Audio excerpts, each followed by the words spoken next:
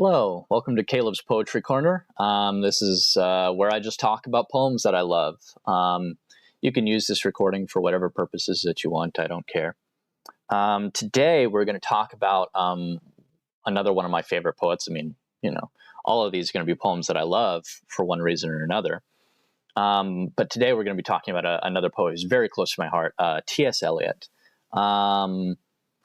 He is, of course, one of the most well-known poets of the 20th century, extremely influential. But today we're going to be talking about one of his lesser-known poems, Marina, which is one of his aerial poems. And I'm going to be reading from this book, T.S. Eliot's, there it is, his face coming in, T.S. Eliot, The Complete Poems and Plays, 1909 to 1950.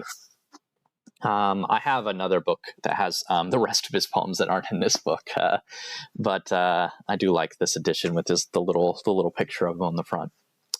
So this is Marina. What seas, what shores, what gray rocks, and what islands, what water lapping the bow, and scent of pine, and the wood thrush singing through the fog, what images return, O my daughter! Those who sharpen the tooth of the dog, meaning death. Those who glitter with the glory of the hummingbird, meaning death. Those who sit in the sty of contentment, meaning death.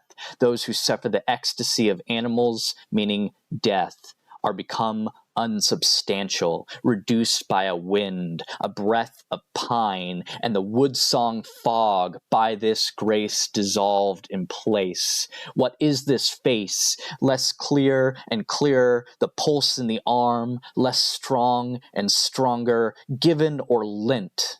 More distant than stars and nearer than the eye, whispers and small laughter between leaves and hurrying feet, under sleep where all the waters meet. Bowsprit cracked with ice and paint cracked with heat.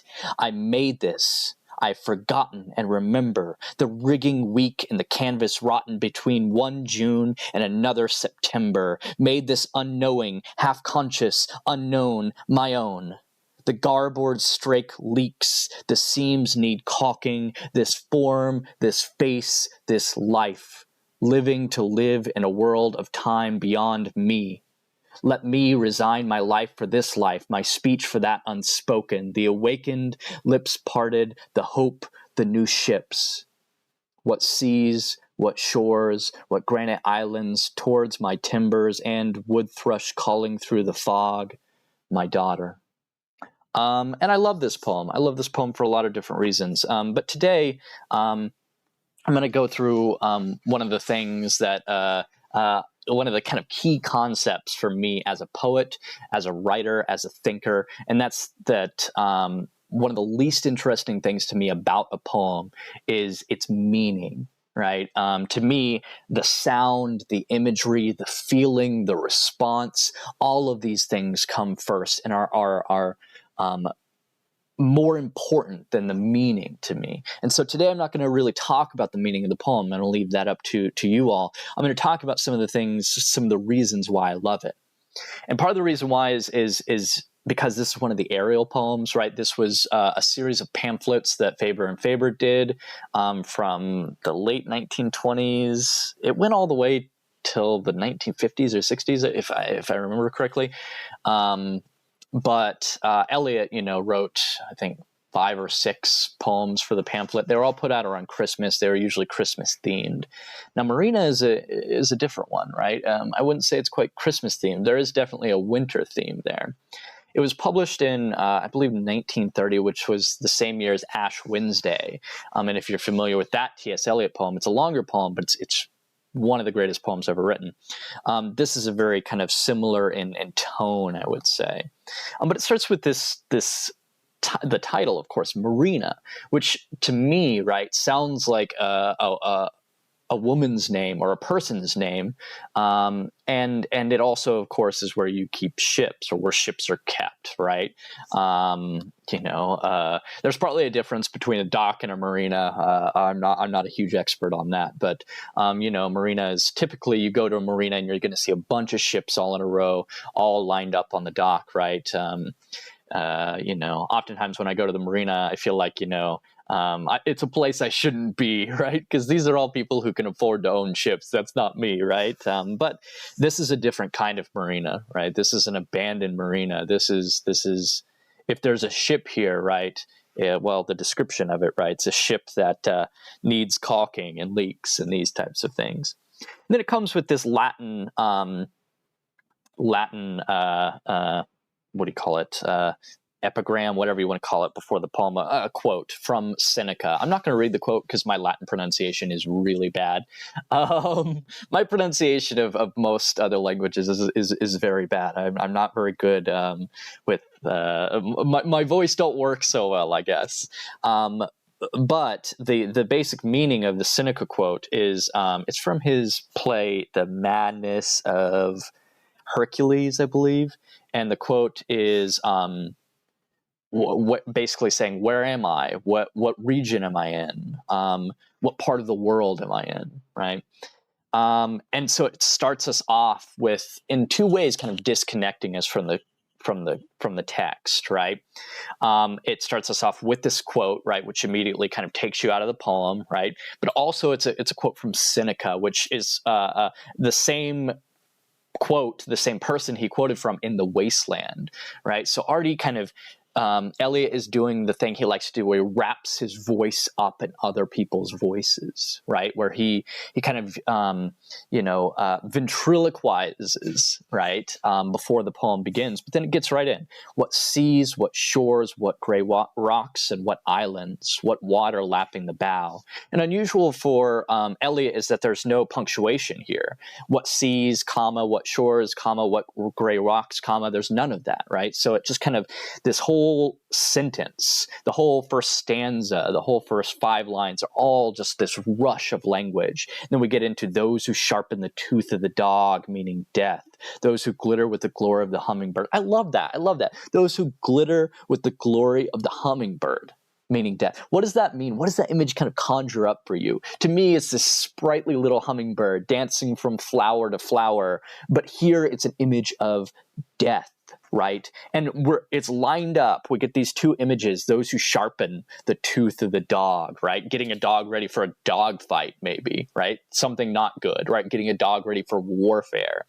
Then we got this hummingbird turn, the glory of the hummingbird, right? The glitter of it turned to death. And then we get to something that's a little bit more less rooted in nature imagery. Those who sit in the sty of contentment. Not only is that a great phrase, but what does it mean to sit in the sty of contentment, right? Styes, of course, the kind of things that you get on your eyes that, while not being pink eye or something as bad as that, can be really hurting and can kind of obscure your vision. Can be really hurting, can really hurt and can obscure your vision, right? Sit in the sty of contentment. It's a beautiful phrasing for something that is actually fairly gross. And those who suffer the ecstasy of animals, right? Ecstasy of animals, just the sound there. And then meaning death. What? Are become unsubstantial. All of those things that meant death have become unsubstantial, reduced by a wind. The wind off the ocean coming in, that salty air, maybe cold too, stripping everything away, as cold wind often does, right? Cold, icy wind, stripping away varnish, stripping away rusting metal, a fraying rope, all of these types of things. A breath of pine and the wood-song fog, by this grace dissolved in place. Grace dissolved in place, right? So we get this little tiny bit of hope in this marina too. And then more of this wonderful sound. What is this face? Less clear and clearer. The pulse in the arm, less strong and stronger. But then what is that great sound describing? It's describing death. What is this face? It's becoming less clear and less clear. What is the pulse in the arm? Less strong and stronger. And if I can speak from a tiny bit of personal experience, and I'm not going to speak too much on it, but when you feel somebody's pulse go out of their arm, that less strong and stronger becomes something that dominates your mind, your perception. When you feel somebody's pulse leaving their body, and you can feel that jump, jump, and then it weakening, and then weakening, and then all of a sudden gone, right? It's something that takes over your mind. When that final pulse doesn't pulse anymore, it might as well be an echo of an explosion. It's the only sound that you want to hear, or feel rather, because, in my case at least, but nothing comes. Given or lent?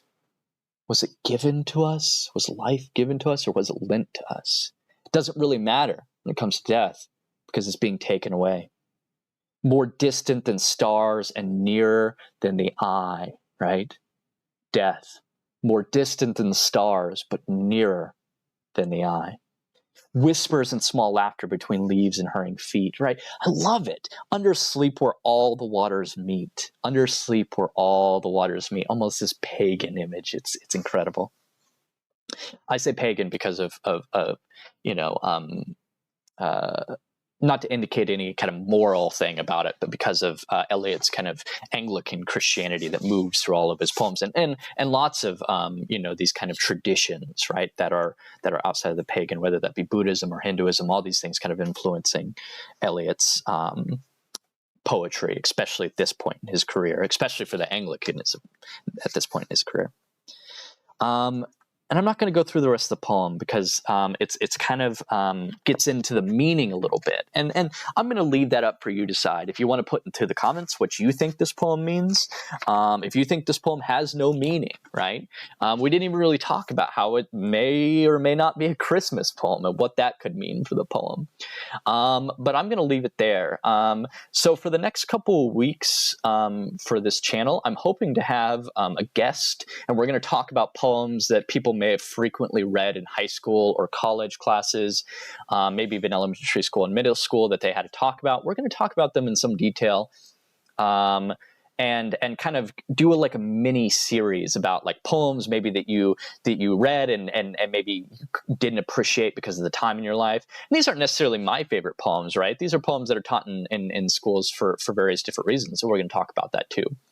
So I think it's going to be a pretty cool series, but if I don't get that put together, it'll just be me back doing this normal thing. Hopefully I can keep this up week to week to week. So thank you for listening. Go read some poems.